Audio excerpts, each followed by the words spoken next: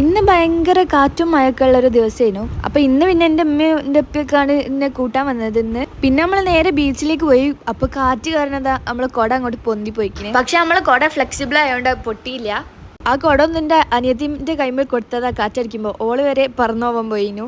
അത്രയ്ക്ക് നല്ല കാറ്റൊക്കെ ഉണ്ടായിരുന്നു കേട്ടോ. പിന്നെ നമ്മൾ മെയിനായിട്ട് വന്നത് എൻ്റെ അനിയത്തിൻ്റെ മുടി വെട്ടിക്കാനാണ്. ഓള് മുടി ഇപ്പോൾ കുറച്ച് വളർന്നിക്കിട് കൂടുതലായിട്ട്. അപ്പം എൻ്റെ അമ്മക്ക് വെട്ടിക്കണം തന്നെ. ഓള് ഈ ഒരു പ്രായത്തിൽ ആദ്യമായിട്ടാണ് ഇപ്പം മുടി വെട്ടാൻ പോണത്. ഓൾക്ക് ആദ്യം ഒന്നും മനസ്സിലായില്ല. ഓള് അടങ്ങിയിരിക്കണ്ടായിരുന്നു നല്ലപോലെ. പിന്നെ കുറച്ച് കഴിഞ്ഞപ്പോൾ ഓളെ തന്നി സ്വഭാവം അങ്ങോട്ട് പുറത്തെടുത്ത്.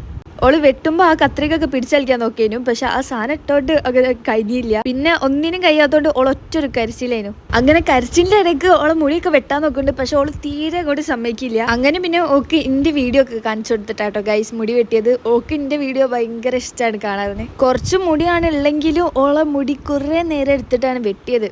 പിന്നെ മുടിയൊക്കെ വെട്ടി കഴിഞ്ഞിട്ട് ഓളെ ഡ്രസ്സുമേലൊക്കെ ഉള്ള മുടി ഹെയർ ഡ്രയർ കൊണ്ട് ഒന്ന് പോക്കാൻ നോക്കിയതാ. പക്ഷെ ഓക്ക് അതിനും പേടിയാട്ടോ.